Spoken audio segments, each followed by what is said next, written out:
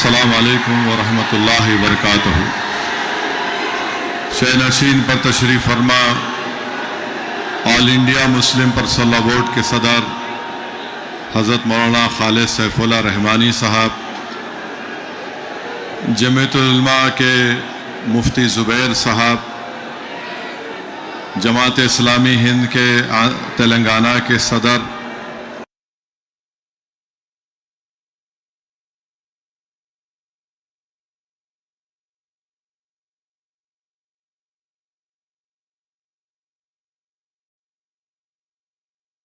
सुनने वाली मेरी इज़्ज़तदार माँ और बहनों और मोहतरमा जलीसा यासीन सुल्ताना साहिबा, जो all India Muslim personal law board के शुबे ख़वातीन के कन्वीनर हैं, मेरे अज़ीज़ दोस्तों और बुज़ुर्गों, मैं आपसे एक बात अर्ज़ करना चाहता हूँ कि हम पहले दो नारे लगाएंगे, आप और हम मिलकर दो नारे लगाएंगे, मगर जो मैं पहला नारा लगाऊंगा उसमें इस दारुस्सलाम के ग्राउंड से कोई उसका जवाब नहीं देगा।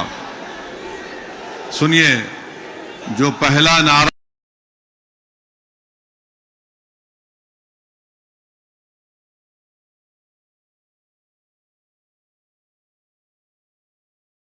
हम लगाएंगे, आप भाई साहब आप नारे लगाएंगे या सुन रहे हैं बात को? बैठिए, बैठो, बस करो, करिए।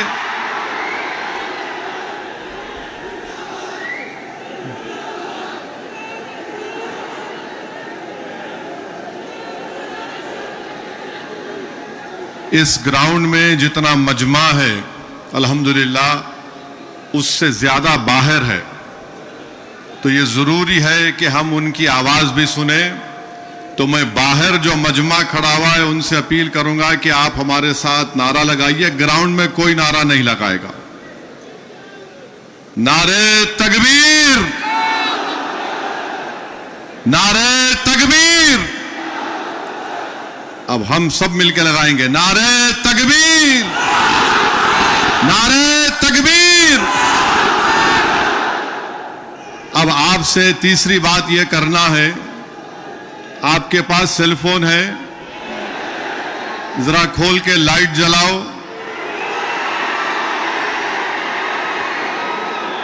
ताकि हमारे बीजेपी वालों की दिमाग की बत्ती जले। लाइट खोलो ताकि हम इस वक्फ कानून के खिलाफ पूरे मुल्क को पैगाम दे सकें। हमारे खवातीन भी फोन की लाइट खोल सकते हैं। आप जरा मीडिया वाले दिखाओ।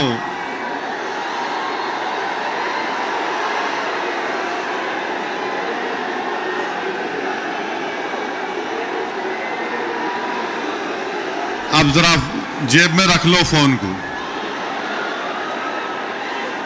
आपसे अहम बात यह कह रहा हूं कि अब जब जलसा खत्म हो के यहां से आप निकलेंगे, आप लोग पुरअमन तरीके से अपने अपने मुकामात को जाएंगे। आप झंडे लहराते हुए नहीं जाएंगे, सब्र और तहम्मुल का मुजाहरा करते हुए सरजमीन हैदराबाद के अमन को और मजबूत करते हुए आप यहां से जाएंगे। जाएंगे ना आराम से इंशाअल्लाह। और घर को जाके बैठना नहीं, ईशा की नमाज गोल नहीं करना, ईशा पढ़ना है मेरे को भी और आपको भी, तो ईशा भी पढ़ेंगे ना आप। अब मसला यह है कि किसी शायर ने अच्छा कहा था, जब ज़मीर और ज़र्फ का सौदा हो दोस्तों, जब ज़मीर और ज़र्फ का सौदा हो दोस्तों, कायम रहो हुसैन के इनकार की तरह। मैं आपको यह बताना जरूरी समझता हूं कि इस कानून के खिलाफ all India Muslim personal law board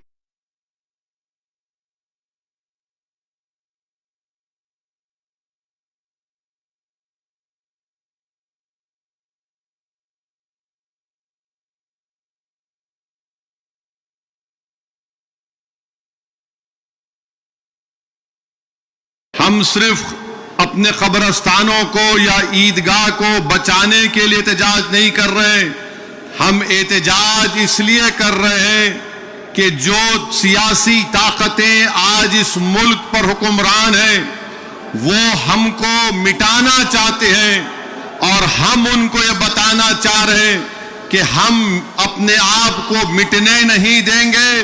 इंशाअल्लाह ताला जमहूरी तरीके से तुम मिट जाओगे। हम उनको बताना चाह रहे हैं कि हम झुकने वाले नहीं हैं। हम अंग्रेजों की 200 साल की गुलामी को कबूल नहीं किए।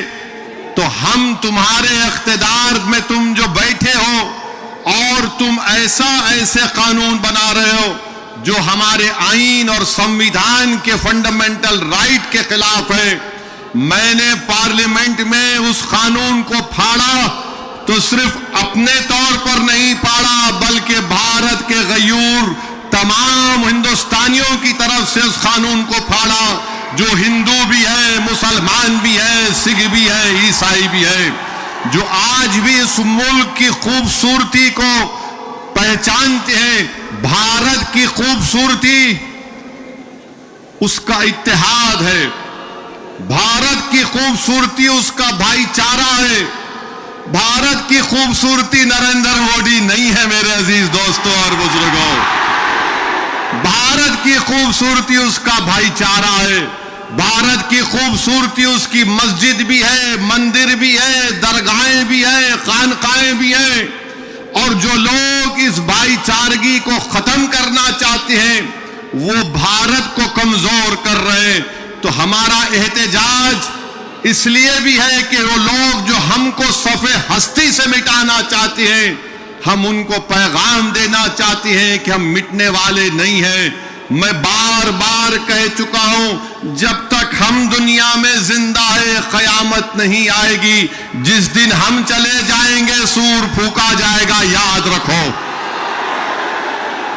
और अगर बीजेपी ये समझ रही है कि उन्होंने 2014 में इख्तिदार पर आए तो पहले ट्रिपल तलाक का ऐसा कानून बनाया जो मुस्लिम खवातीन के खिलाफ बनाया, फिर उसके बाद उन्होंने CAA का कानून मजहब की बुनियाद पर बनाया, फिर उसके बाद उन्होंने UAPA के कानून को गंदे तरीके से उसको और ताकतवर बना दिया, फिर उसके बाद उन्होंने मजहब तब्दीली का कानून अपनी बीजेपी जहां पर इख्तिदार में रियासत में बनाया, फिर अब वो यूनिफॉर्म सिविल कोड बनाने की बात कर रहे हैं।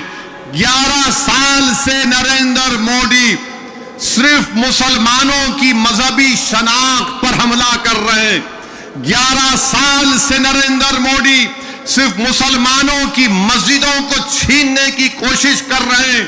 11 साल से नरेंद्र मोदी मुस्लिम खवातीन को ताकतवर बनाने के बजाय उनके सरों से हिजाब को छीन रहे हैं। 11 साल से नरेंद्र मोदी बुलडोजरों के जरिए सबसे ज्यादा दलित और मुसलमानों के घरों को तोड़ दिया। अब यूनिफॉर्म सिविल कोड के नाम पर हमारी शरीयत को हमसे छीनना चाहते हैं। वो शरीयत जो शरीयत एप्लीकेशन एक्ट 1937 है, जब संविधान बन रहा था तो बाबा साहेब अंबेडकर ने कहा था कि शरीयत एप्लीकेशन एक्ट बरकरार रहेगा, मगर आज नरेंद्र मोदी ये समझते हैं कि मैं बाबा साहेब अंबेडकर से बड़ा दूरंदेश हूं। मिस्टर मोदी, आप अंबेडकर के पैर की धूल भी नहीं है, इस बात को याद रखो आप मेरे अजीज दोस्तों और बुजुर्गों। और दूसरी बात यह, मैं आपसे कह रहा हूं कि अपने सफों में इत्तेहाद को मजबूत रखिए। ये लड़ाई जो आप और हम मिलकर अपने दीगर सेकुलर हिंदू भाइयों के साथ, सिख भाइयों के साथ लड़ रहे हैं, याद रखो बीजेपी संघ परिवार हमारे सफों से बाज मीर जाफर, मीर सादिक को खड़ा करेगी। इनसे एहतियात करो। मगर आज मालूम हुआ कि जाफर पाशा में कश्फो करामात भी है। मुझे अभी किसी ने व्हाट्सएप पर भी जाया कि जो इस वफ़ की कानून की ताईद में आ रहे हैं, जो बड़ी बड़ी बातें करते हैं, ख्वाजा अजमेरी के आस्थाने से उनका ताल्लुक है, जाफर पाशा की तकरीर को लाइव बैठकर देख रहे थे, तो मालूम हुआ उनको भी बड़ा डर हो गया है कि अब हैदराबाद से एहतजाज बुलंद होगा। अरे जो तुम ख्वाजा अजमेरी के आस्थाने के जिम्मेदार हो ना, मैं पार्लियामेंट में इंशाअल्लाह ताला ख्वाजा एक्ट के तरमीम का एक बिल लाऊंगा और प्राइवेट मेंबर्स बिल लाकर कहूंगा कि तुम नहीं बनोगे, उसमें पसमानदा को किसी को बनाना पड़ेगा। तुम तायीद करोगे, मैं तो ला रहा हूं प्राइवेट मेंबर्स बिल आइंदा सेशन में, तुम देखना। अरे तुम लोग कितना गिर सकते हो, तुम कितना गिर सकते हो, कम से कम उस आस्थाने की निस्बत का तो लिहाज रख लो, तुम उस आस्थाने की निस्बत का तो लिहाज रख लो। और इस बात को भी याद रख लो कि जब तुम और हम इस दुनिया से जाएंगे तो आरएसएस वाले अगर तुमको खंदे पर लेकर गए कब्रिस्तान में, तो फिर अंदर जाने के बाद जब फरिश्ते पूछेंगे कौन है तेरा रब, तो तुम क्या मोदी बोलोगे या अल्लाह बोलोगे? देख लो इस बात को, हम तो अल्लाह ही बोलने वाले हैं और बोलते रहेंगे। अल्लाह ही हमारी मदद करेगा और अल्लाह ही इनको शिकस्त देगा इंशाअल्लाह ताला। हम तौहीद परस्त हैं और हमको फख्र है इस बात का कि रब्बे कायनात जिस चीज का मालिक अल्लाह है, मोदी कह रहे हैं कि उसका मालिक अल्लाह नहीं रहेगा। अब मोदी आप खुद देखोगे अल्लाह कैसा बता देगा अपना जल्ले जलालहू, आप देखेंगे। आप इस कानून को तुमको वापिस लेना पड़ेगा। जिस तरह हमारे किसान भाइयों ने हमको रास्ता दिखाया, हम उसी रास्ते पर एहतजाज करेंगे। जब तक कानून वापिस नहीं होगा, भारत में पुरअमन एहतजाज होगा। आप तैयार हैं कि लंबी जमहूरी लड़ाई लड़ने के लिए, या फिर कोका कोला की तरह उड़ के फिर ठंडे तो नहीं बैठ जाएंगे? क्या आप तैयार हैं जमहूरी एहतजाजी लड़ाई लड़ने के लिए? अगर आप तैयार हैं तो आप अपने आप से वादा कर लीजिए कि जब तक ये काला कानून वापिस नहीं होगा, हम एहतजाज करेंगे, हम पीछे नहीं हटेंगे, पुरअमन एहतजाज हमारा होगा। याद रखो मेरे अजीज दोस्तों और बुजुर्गों, हम अल्लाह जिस जमीन का, जिस जायदाद का मालिक है, उसकी हिफाजत के लिए आगे बढ़ रहे हैं। हम अल्लाह के घर की हिफाजत के लिए आगे बढ़ रहे हैं। हम औलिया अल्लाह के आस्थानों की हिफाजत के लिए आगे बढ़ रहे हैं। हम अपने ईदगाहों की हिफाजत के लिए आगे बढ़ रहे हैं। और याद रखो इंशाअल्लाह ताला अल्लाह हमारी इस कोशिशों को कबूल करेगा, अल्लाह हमारे इस ईसार को कबूल करेगा। हम जो कुछ भी कर रहे हैं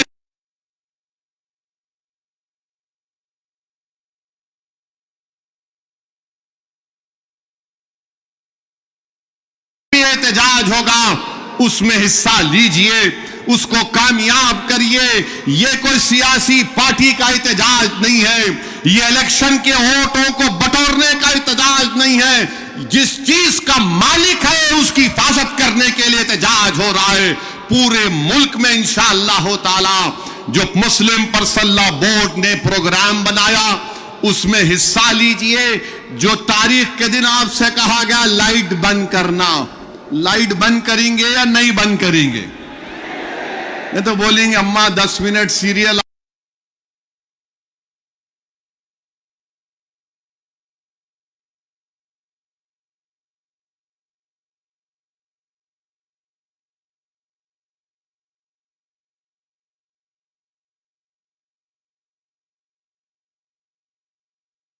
खड़े होना है अपने हिंदू भाइयों के साथ, अपने सिख भाइयों के साथ। वो भी आज बड़े तकलीफ में है कि ऐसा कैसा कानून बीजेपी की हुकूमत ने बना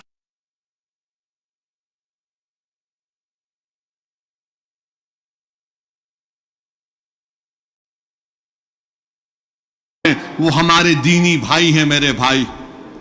खुदारा उनके बारे में कोई गलतफहमी मत रखिए। मैं आपको बता रहा हूं, नरेंद्र मोदी ने इस मुल्क को गुमराह किया। मैं और अब्दुल्ला साहब, हम लोग पार्लियामेंट की कमेटी के मेंबर थे। Mister Abdullah, I am saying to the people of Hyderabad and to the people of India that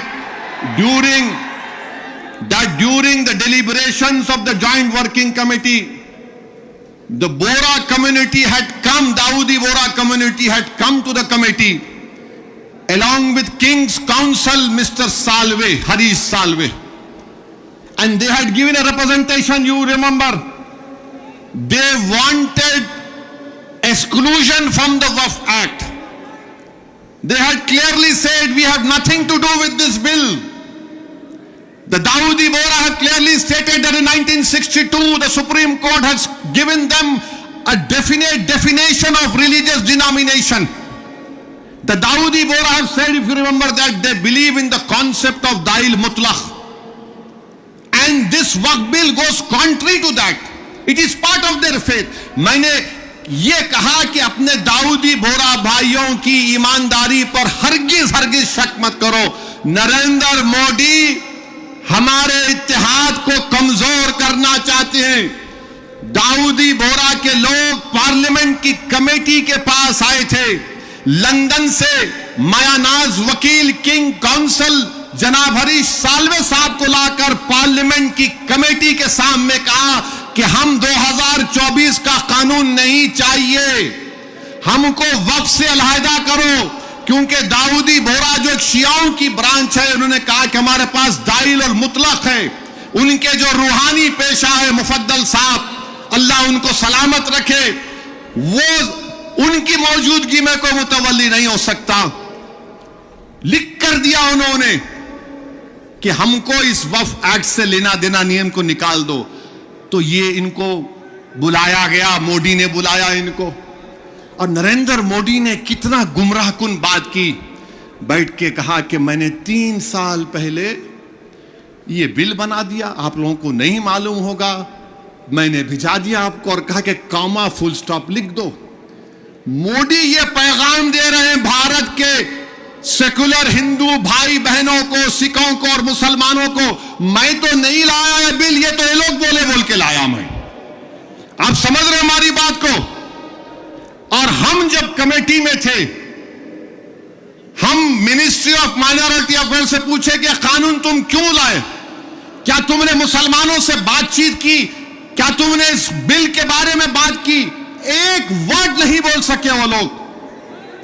the committee when called the Ministry of Minority Affairs, they didn't have anything to say. Why did they bring this bill? You are witness to it. अब मोदी इन दाऊदी बोराओं को बदनाम करने के लिए, पूरे देश में पैगाम देने के लिए कि देखो मैं तो 3 साल पहले उनको बिल दिया था। मेरे भाई, ये साजिश है हमारे इत्तेहाद को कमजोर करने के लिए। मोदी जी, आप शतरंज की चाल खेल रहे हैं, हम भी जानते हैं शतरंज कैसा खेलना सियासत में। डॉक्यूमेंट्स है, आज मैं एक्स पर सोशल मीडिया पर डॉक्यूमेंट्स डाल दिया हूं। दाऊदी बोरा लोगों ने कमेटी को दिया, वो 1924 से कह रहे हैं कि हमको वक्फ कानून में मत रखो, क्योंकि हमारा जो जुरिस्प्रूडेंस है, हमारा जो फिक्र है, वो दाइल मुतलक के ऊपर है। तो आपसे अपील कर रहा हूं कि अपने दिमाग में 1% भी दाऊदी बोरा हमारे दीनी भाइयों के खिलाफ कोई शक मत करिए। वो तो नहीं चाह रहे थे, इनको तो पप्पा जी बुला के बोल दिए आपको वजह से करा मैं। अब चौथी बात यह है, बीजेपी वाले बोल रहे इसमें सब कुछ है, मुसलमानों का फायदा है, औरतों का फायदा है। आज से थोड़े दिन पहले हैदराबाद में फतेह दरवाजे पे एक चालाक आदमी था, लगता है उन्हें भी मोदी जी की शागिर्दी में निकला सो था। उन्हें क्या बोला, आप मेरे पास आओ, जिसके सर टकले हैं मैं दवा देता हूं, बाल उग जाते।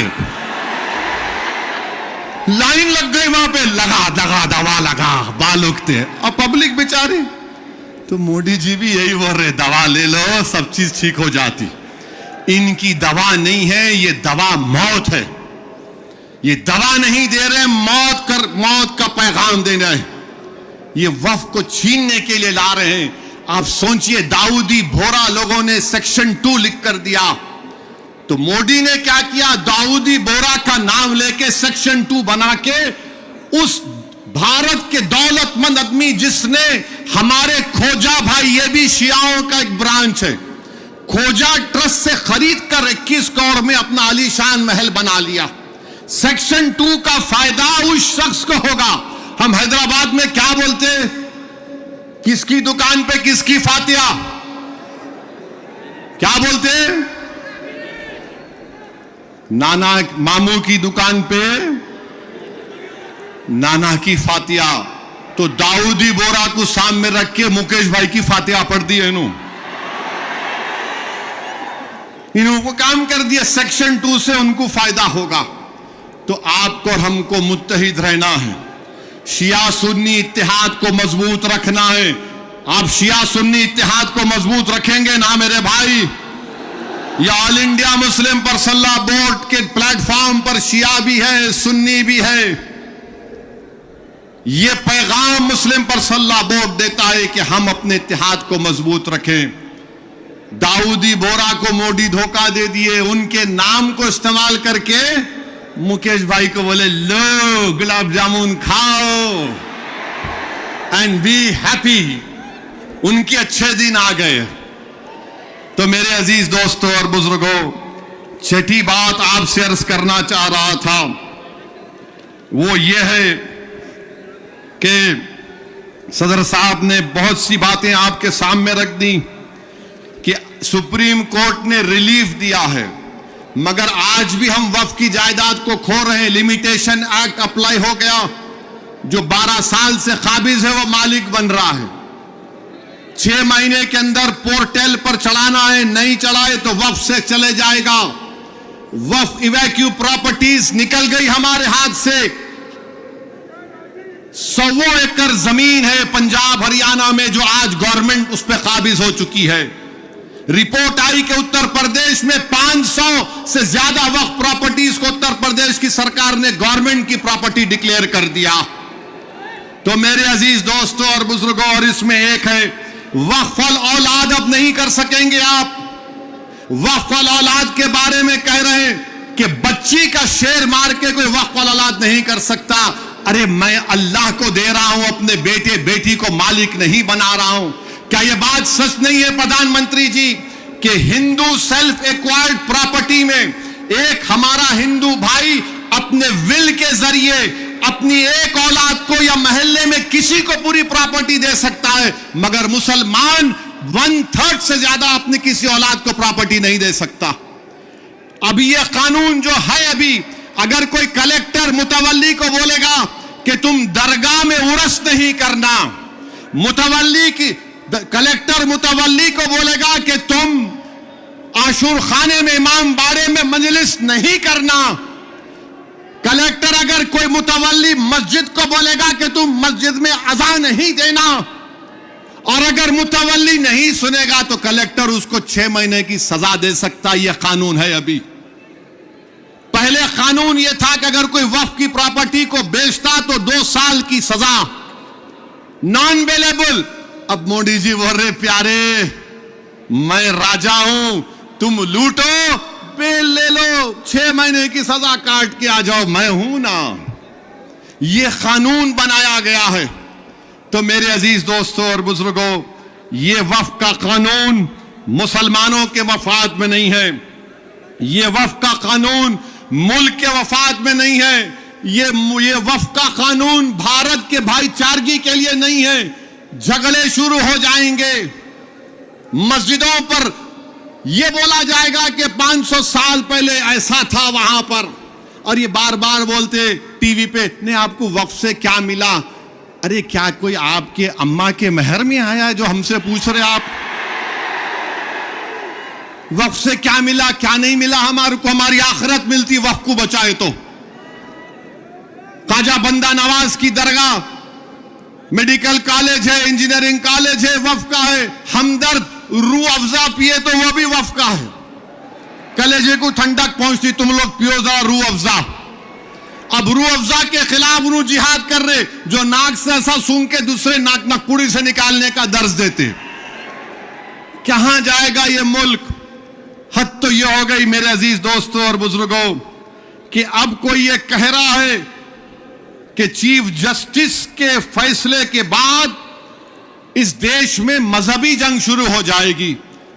नरेंद्र मोदी जी, आप इख्तिदार पर हैं, आपकी पार्टी के लोग इस तरह की बात करेंगे? आप तो भारत के संविधान पर हल्फ लिए हैं कि इस देश में ये अंबेडकर का देश, ये मौलाना अबुल कलाम का देश, ये भगत सिंह का देश, अल्लामा फजल खैराबादी का देश, हुसैन अहमद मदनी का देश, महमूदुल हसन का देश, ये टीपू सुल्तान का देश। यहां बोल रहे मजहबी जंग शुरू हो जाएंगी। मोदी जी, बाबरी मस्जिद का फैसला हमारे खिलाफ आया तो क्या हमने ये जुमला कहा था कि मजहबी जंग शुरू हो जाएगी? हमने कहा था कि supreme court is supreme but infallible, but not infallible. Babri मस्जिद को तोड़ने वालों का क्रिमिनल केस का फैसला आया, किसी को सजा नहीं हुई। हमने कहा कि मजहबी जंग शुरू हो जाएगी। 5-5 साल से बच्चों की बेल नहीं रहे, उनकी मां बाप मर रहे हैं, मर गए हैं। हमने यह कहा कि मजहबी जंग शुरू हो जाएगी।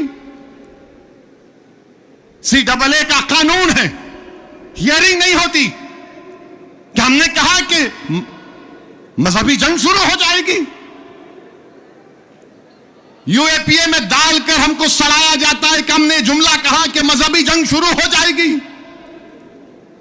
नरेंद्र मोदी जी, आपकी पार्टी के लोग कह रहे हैं कि रिलीजियस वॉर शुरू हो जाएंगी, मजहबी जंग शुरू हो जाएगी। किसको डरा रहे हैं ये लोग? अदलिया को डरा रहे हैं आप। इख्तिदार में रहकर अदलिया को डराएंगे आप। आपके हक में फैसला आया तो आपके मुंह में लड्डू फूटते हैं और आप रिलीजियस वॉर शुरू हो जाएंगी। यही फर्क है हम भारत के उन मुहिबान भारत में जिसमें हिंदू मुसलमान भी है। हम जब हमारी मर्जी के खिलाफ भी फैसला आता है हम उसको कबूल करते हैं। इसलिए कबूल करते हैं कि हम कॉन्स्टिट्यूशनल मोरालिटी को मानने वाले हैं और ये संघ परिवार के लोग एंटी कॉन्स्टिट्यूशन के लोग हैं। ये संविधान को तो मानते मगर उसको सब्सक्राइब नहीं करते हैं। ये फर्क है भारत के असली नागरिक में और उन लोगों में जो नेशनलिज्म के झूठे दावे करते हैं और कहते हैं कि रिलीजियस वॉर, जो कहते हैं कि अगर कोर्ट कानून बनाएगा तो पार्लियामेंट को बंद कर दो। अरे अगर तुम पार्लियामेंट में बैठकर अपनी अददी ताकत की बुनियाद पर मुझे मिटाने का कानून संविधान के खिलाफ बनाओगे तो मेरे पास चारा क्या बचता है कि मैं अवाम में जाऊंगा और फिर कोर्ट को जाऊंगा। हम कोर्ट को गए, अवाम में भी जा रहे नहीं। कोर्ट कानून कैसे बनाएगा? अरे जालिमों, सुप्रीम कोर्ट का जजमेंट कानून का मौकफ रखता है। पढ़ो, तुम लोग ट्यूबलाइट हो, तुम लोग थम्स अप हो। तुम्हारे दिमाग में एक ही बात बैठा हुआ है, नहीं मोदी है तो खुदा है। अरे खुदा था, है और रहेगा उसी का नाम। आइन है और रहेगा, मगर इस तरह धमकी देना अदालत को और फिर गवर्नर प्रेसिडेंट को बोल रहे हैं, उनको बोल रहे हैं अगर नहीं करे तो कानून बन जाएगा। अरे 142 क्या है प्यारे? 142 आइन का बनाने वाला अंबेडकर है। अंबेडकर में तुम्हारे से ज्यादा दूरअंदेशी थी। आप ये बोल रहे हैं कैसा बनाए, वो कैसा बनाए, हम ऐसा कर देंगे। मगर मेरे अजीज दोस्तों और बुजुर्गों, बीजेपी आइन पर एक फ्रॉड कर रही है और डरा रही है। रिलीजियस वार की धमकी बीजेपी दे रही है। मिस्टर मोदी, कौन रेडिकलाइज हो चुका है बताओ? आप सत्ता में आप हैं, आपके लोग रेडिकलाइज हो चुके हैं। इतना रेडिकलाइज हो चुके हैं कि कोर्ट को धमकी दे रहे हैं, रिलीजियस वार हो जाएंगी। मोदी जी, अगर ये धमकी देने वालों को आप नहीं रोकेंगे, देश कमजोर होगा और देश कभी भी माफ नहीं करेगा। आज सत्ता इख्तिदार आपके पास है, कल नहीं रहेगा इंशाअल्लाह ताला, कल नहीं रहेगा इंशाअल्लाह ताला। अब भारत का हिंदू भी जान चुका है कि वक्फ का कानून बनाए तो क्या मेरे को नौकरी मिलती।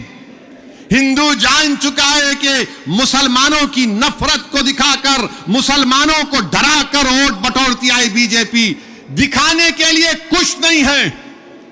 4.5-5% नौजवानों में बेरोजगारी है, उनके बेरोजगारी को दूर करने का कोई प्रोग्राम नहीं, मगर सिर्फ मुसलमानों को नफरत का निशान बना दो। तो मैं हमारे हिंदू भाइयों से भी अपील कर रहा हूं, जो आपके एंडोमेंट बोर्ड के लिए अच्छा है वो हमारे लिए भी अच्छा होना चाहिए। जो सिख गुरुद्वारा प्रबंधक कमेटी के लिए अच्छा है वो हमारे लिए भी अच्छा होना चाहिए। हमारा मुतालबा सिर्फ यही है कि हम अपनी वक्फ की जायदादों की हिफाजत कर सकें। और ये लोग बोलते नहीं वो उन्होंने ऐसा कर रहे, आजकल मुझ पर भी उंगली उठा रहे। मेरे भाई, मेरी उम्र दरियाफ्ती की नहीं है अब, और तुम याद रखो, तुम जो कुछ बोल रहे ना, मैं सियासतदान भी हूं और आधा वकील भी हूं। तो तुम्हारा वीडियो है मेरे पास, तुमको हैदराबाद आना पड़ेगा प्यारे, तुमको शॉपिंग कराएंगे। You want to see shopping, will show you shopping. जो बोले जा रहे, अगर हम अपनी जबान से बोलना शुरू करें ना, तो तुम्हारा लुत्फा कहां से आए बोल सकता हूं मैं, याद रखो। माफ करना, उलमाए कराम की मौजूदगी में बोल रहा हूं। वक्फ की कानून की मुखालिफत किस बुनियाद पर की जा रही है आप देखो। ये हो जाएगा, वो हो जाएगा, कुछ नहीं होगा, सिर्फ जायदादों को लूटने के लिए किया जा रहा है। तो इंशाअल्लाह ताला जो पर्सनल लॉ बोर्ड का एहतजाज पूरे तेलंगाना में होगा, मुल्क में होगा, अब तालकटोरा स्टेडियम में भी 22 को होगा। मैं हमारे तमाम से अपील कर रहा हूं, इसको कामयाब करिए। आपसे भी अपील कर रहा हूं कि हमको एक लंबी लड़ाई लड़ना है जमहूरियत में, कानूनी लड़ाई लड़ रहे हमारे वकील। अल्लाह हमारे वकला को सलामत रखे, अल्लाह उनको और हिम्मत दे, और अल्लाह हमको हिम्मत दे, अल्लाह हमारे ईमान को सलामत रखे। याद रखो मुसलमानों, बगैर ईमान के हम एक जिंदा लाश की तरह हैं, बगैर मस्जिदों के हम कुछ नहीं हैं, बगैर जायदादों के जिसका मालिक अल्लाह अगर कोई और कब्जा कर लेगा तो हम क्या जवाब देंगे रब्बे कायनात के सामने। थोड़ी तकलीफ उठाना पड़ेगा। आज मगरिब की नमाज पढ़ते वक्त इस चादर के नीचे कंकर हमारे घुटनों को चुबा रहे थे, और हम ये उम्मीद कर रहे थे कि इमाम साहब जल्दी नमाज खत्म कर लेंगे। आधे मिनट के लिए सोचो कि 50,000 फलस्तीनी शहीद हो गए मेरे भाई, 11 लाख बेघर हो गए, 15,000 बच्चे मारे गए, 18-17,000 के करीब खवातीन शहीद हो गई हैं। मगर उनका जज्बा देखो, वो कह रहे हैं कि हम मरने को तैयार हैं मगर अपने ईमान का सौदा करने के लिए तैयार नहीं। तो भारत के लोगों, तुमको मजलूमों से आवाज आ रही है कि हक की कामयाबी के लिए, बातिल को शिकस्त देने के लिए हम 75 साल से अपनी नस्लों को कुर्बान कर दिए। तुमने और हमने नजारे देखे कि एक मां कह रही है अपने बेटे के कफन के सामने, कह रही है कि या रसूल अल्लाह सल्लल्लाहु अलैहि वसल्लम, मैं अपने बेटे को आपके पास रवाना कर रही हूं। हम एक बाप को सुन रहे हैं बोलते हुए अपने बेटे की लाश के सामने कि या रसूल अल्लाह सल्लल्लाहु अलैहि वसल्लम, जो दुनिया खामोश बैठी हुई है, आप उनकी शिफा नहीं करेंगे अचर के मैदान में। मेरे अजीज दोस्तों और बुजुर्गों, हमको सिर्फ पुरअमन एहतजाज करना है, ताकि हम आने वाली नस्लों को बता सकें कि 2025 में ऐसे भी नौजवान और बुजुर्ग और खवातीन थे जिन्होंने वक्त के फिरौन के सामने झुकने की तो बात तो छोड़ो, उन्होंने उसकी तकालीफ पर उफ भी नहीं कहा। हम जमहूरी तरीके से लड़ेंगे। हमारे किसान भाइयों ने हमको रास्ता बताया, कानून को वापस लेना पड़ेगा। जैसा कि मुस्लिम पर्सनल लॉ बोर्ड का नारा है, देश बचाओ, संविधान बचाओ, वक्त बचाओ। तो नारा लगाओ, संविधान बचाओ, वक्त बचाओ, संविधान बचाओ, वक्त बचाओ।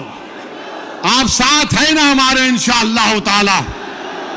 याद रखो, तुम साथ भी नहीं है तो हम हुसैन का परचम लेकर करबला में उतर जाएंगे, क्योंकि अगर तुम साथ होगे तो यजीद को मालूम हो जाएगा कि ये हुसैन के गुलाम हैं, ये ताकत को देखकर झुकने वाले नहीं हैं। तो मेरे अजीज दोस्तों और बुजुर्गों, पुरअमन तरीके से अपने अपने घर को रवाना होइए, झंडे मत लहराइए। अब नारे लगाने का यहां पे वक्त खत्म हो चुका है।